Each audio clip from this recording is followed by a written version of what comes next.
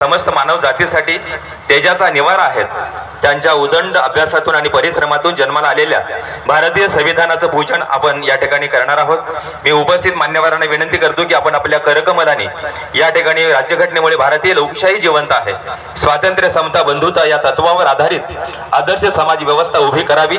याच मानवतावादी, उदारमतवादी आणि परिवर्तनवादी विचारांना साक्ष ठेवणारी ही भारतीय संविधानाची परंपरा अव्याहतपणे, अखंडपणे या ठिकाणी प्रवाहित व्हावी, या आजच्या कार्यक्रमाच्या निमित्तानं ही अपेक्षा आहेत।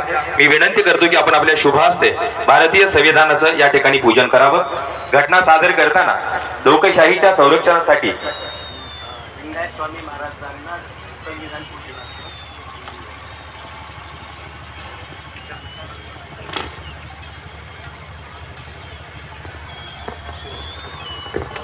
षटब्रह्मस्थर 108 श्री सद्गुरु डॉक्टर वीरपाक्ष शिवाचार्य महास्वामीजी आपणाला मी विनंती करतो, आपण सर्व उपस्थित धर्मगुरूंच्या वतीनं प्रातिनिधिक स्वरूपामध्ये आपल्या शुभ हस्ते भारतीय संविधानाचं आपण या ठिकाणी पूजन करावं, अशी आपणाला मी नम्रपणे इथे विनंती करतो आहे। षटब्रह्मस्थर 108 श्री सद्गुरु डॉक्टर वीरपाक्ष शिवाचार्य महास्वामीजी।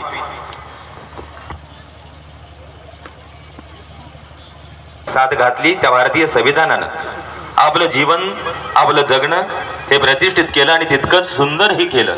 आणि म्हणूनच डॉक्टर बाबासाहेब आंबेडकरांच्या या महासंघर्षातून जे महाकाव्य साकारलं त्या भारतीय संविधानाचं पूजन आपण षटब्रह्मस्थर 108 श्री सद्गुरु डॉक्टर वीरपाक्ष शिवाचार्य महास्वामीजी आणि गुरुवर्यांच्या उपस्थितीनं महास्वामीजींच्या शुभ हस्ते वधूवरांच्या साक्षीनं आणि पटकुरे व तोडकर या दोनही परिवारांच्या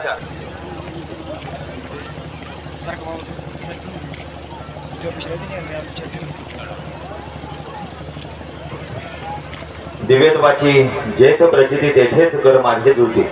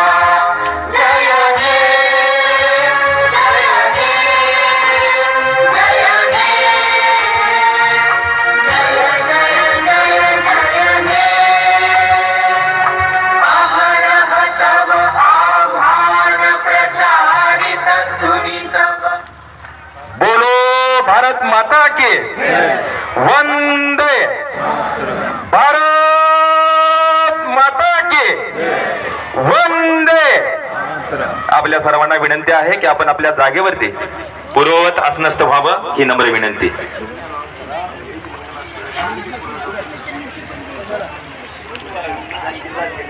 मनमत मौली हे सांगितलेले, वारकरी संप्रदायातल्या सर्व संतांनी हेच सांगितलेले आहेत आणि भारतामध्ये राहणाऱ्या विविध संत संप्रदाय जेवढेही वेगवेगळे असेल सगळे हेच सांगितलेलं आहे।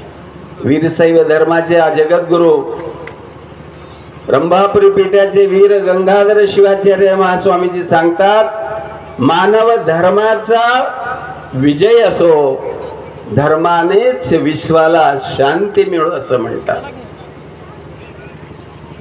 ज्ञानेश्वर माऊली म्हणतात,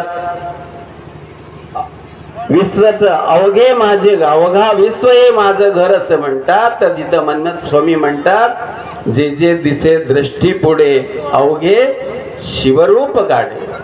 तुझ्या डोळ्यात एकच दिसत असलेला तो ज्ञानी आहे, अज्ञानी आहे, पापी आहे, पुण्यवान आहे, श्रीमंत आहे, गरीब आहे, ते कोणीही असो, त्या सर्वांमध्ये जो आहे तो परशिव परमात्म रूपाने पाहिलं पाहिजे।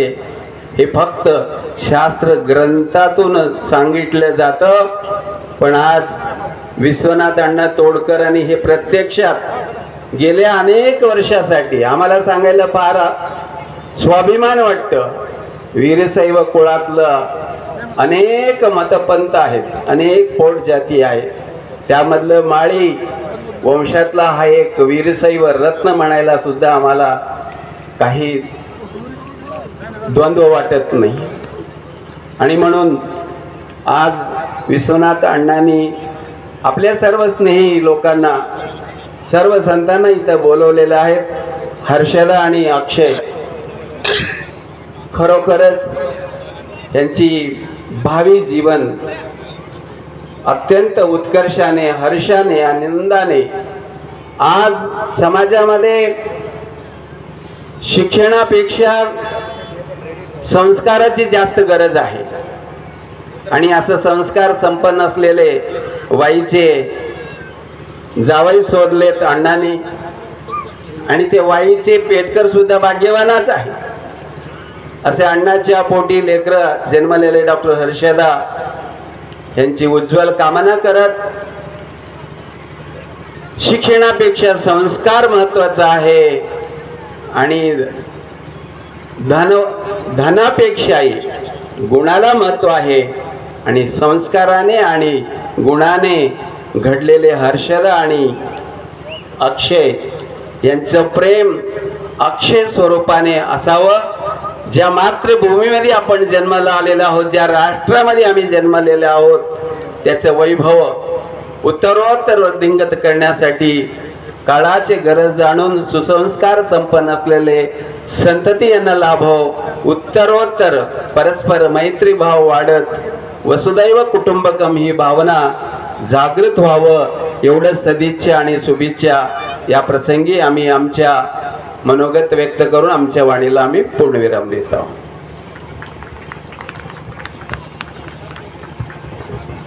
गुरु तेथे ज्ञानज्ञानी आत्मदर्शन, दर्शनी समाधान असे तेथं हा गुरु महिमा या ठिकाणी वर्तविला गेला. आणि दोघाही वधूवरांना शुभाशीर्वाद या ठिकाणी गुरुवर्यांच्या या वाणीतून प्रदान करण्यात आले. मनपूर्वक त्यांना मी या ठिकाणी धन्यवाद देतो आहे. आणि यानंतर आपण आजच्या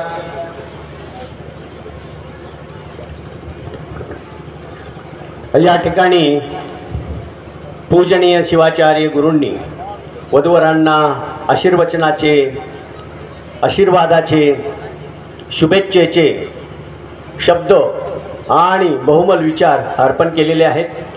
या ठिकाणी हा विवाह सोहळा हा प्रातिनिधी आणि धर्मगुरूंच्या आशीर्वादाचा हा एक महत्त्वाचा भाग या ठिकाणी आपल्याला संपन्न करायचा आहे. त्यासाठी मी अक्षय आणि हर्षदाना पाचारण करतो.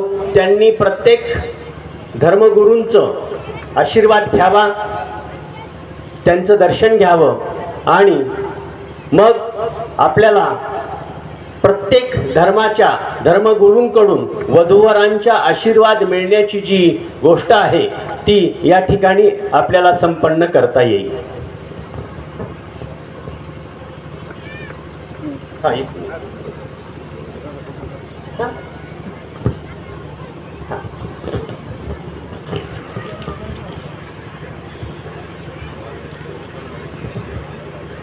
वधूवर या ठिकाणी गुरुजींच्या पदस्पर्शाने त्यांचे आशीर्वाद या ठिकाणी घेत आहेत. चित्त जेथे भीती शून्य उंच जेथे माथा, ज्ञान जेथे मुक्त तेथे जागृत करी नाथा. हृदयाच्या गाभाऱ्यातून शब्द जेथे जन्मे, पूर्णाप्रत वाहतात अविश्रांत कर्मे.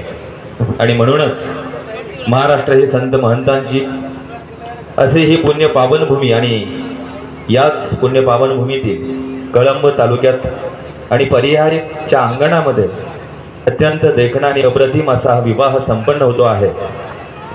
चिरंजीवी सौभाग्य कांचनी डॉक्टर हर्षदा आणि चिरंजीव अक्षय हे दोघंही वधूवर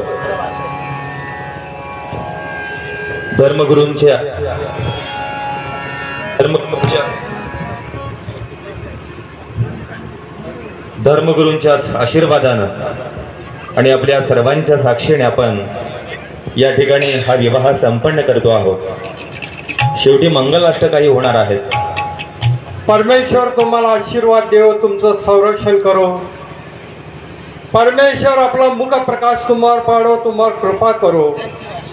परमेश्वर तुम्हाकडे प्रसन्न मुख करो, तुम्हाला शांती देऊ.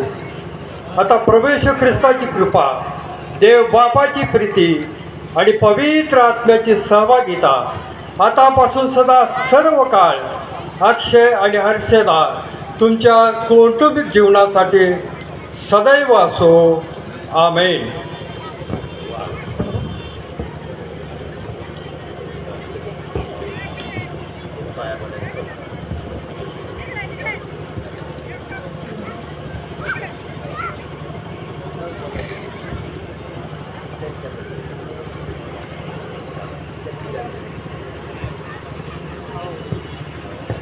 अनेकांनी विवाह संपन्न केले.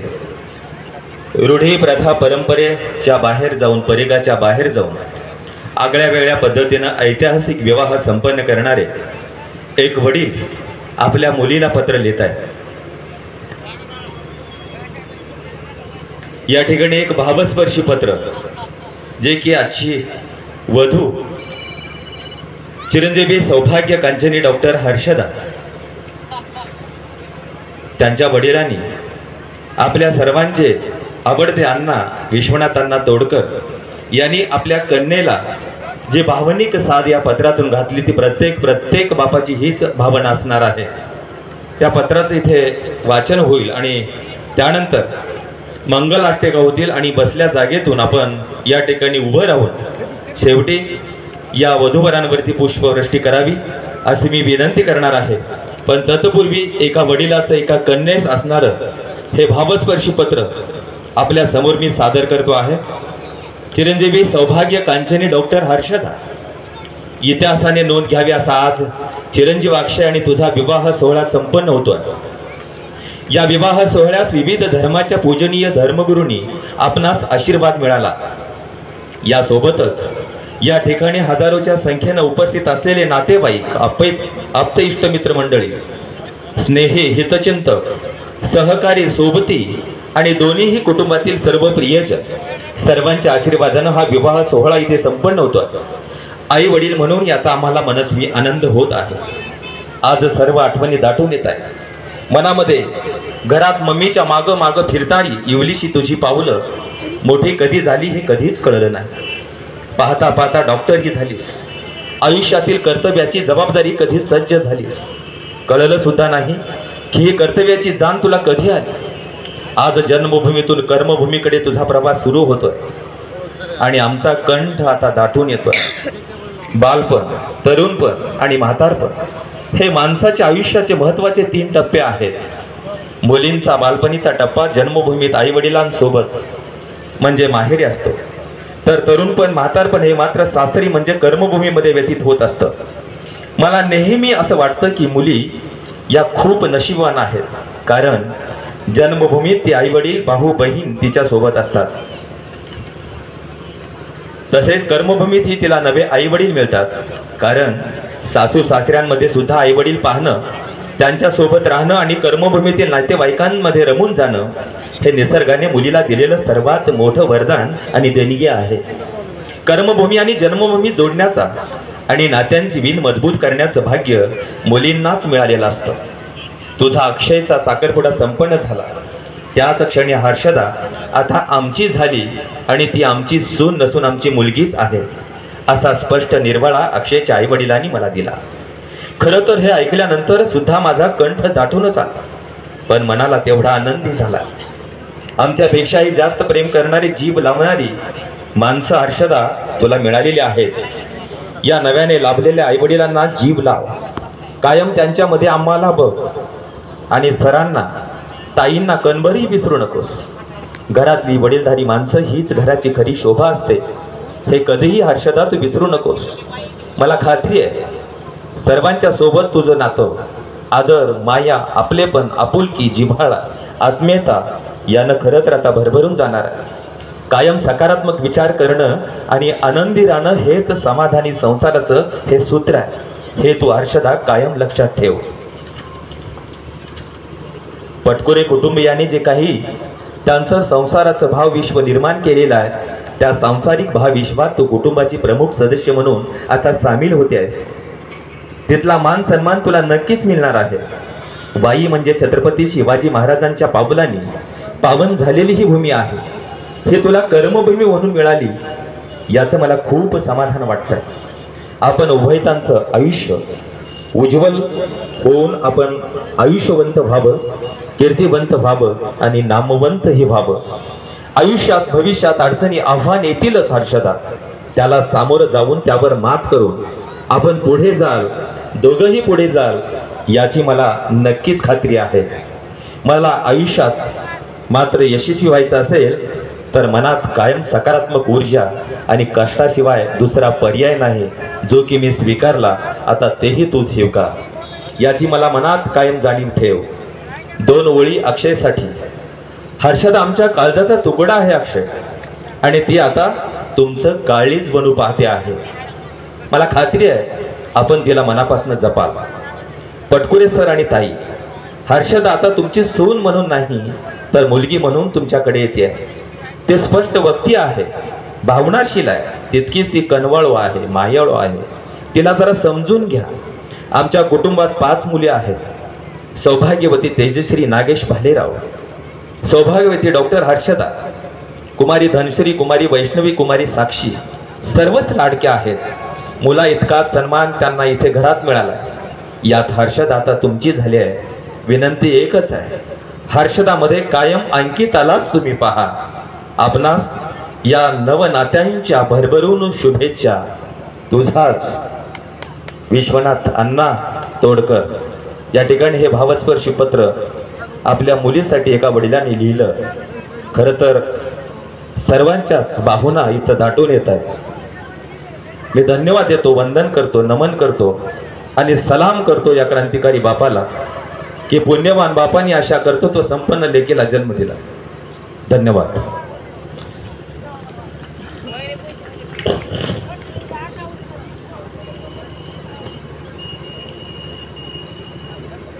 या वडिलांनी लिहिलेल्या पत्ररूप वाचनानंतर आपण कार्यक्रमाच्या अत्यंत महत्त्वाच्या विषयाकडे वळणार आहोत. मानलेला आहे आणि म्हणून ते पायदळी तुडीवर न गेलं पाहिजे. या प्रत्येक घासाची काळजी घेणारा सामाजिक जाणीवेचा हा सामाजिक कार्यकर्ता आपल्या सर्वांच्या मनामध्ये ज्यांनी घर करून ठेवलं ते आदरणीय अण्णा, त्यांच्या कन्येचा हा विवाह संपन्न होतो आहे. आणि म्हणून जगद्गुरु संत तुकोबा यांचं वचन पुन्हा एकदा मला आठवत आहे, कुळी कन्या पुत्र होती जे सात्विक, तयाचा हरिक वाटे देवा. अर्थात या ठिकाणी या समर्पक मंगलाष्टका या ठिकाणी होतील. आपण आपल्या जागेवरती उभं राहून पुष्पवृष्टी करावं. धर्मगुरूंच्या शुभास्ते पुष्पवृष्टी होईल. शुभ मंगल सावधान, लाभो विश्व शांती ही मानवा, तैसे तुम्हा जीवनी आयुष्यवंत कीर्तिवंत गुणवंत हो, गौरव करावा आपल्या पूर्वजांचा, माया मिळेल सासराची सर्वदा, लाभ जनांचा उदंड आशीर्वाद, सुख समृद्धी आणि ऐश्वर्य आपुलकीने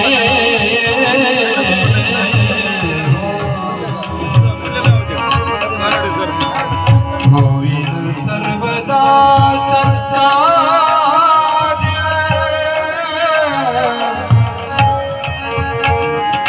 सर्व धर्म सहिष्णुता, लाभ सर्व काळ,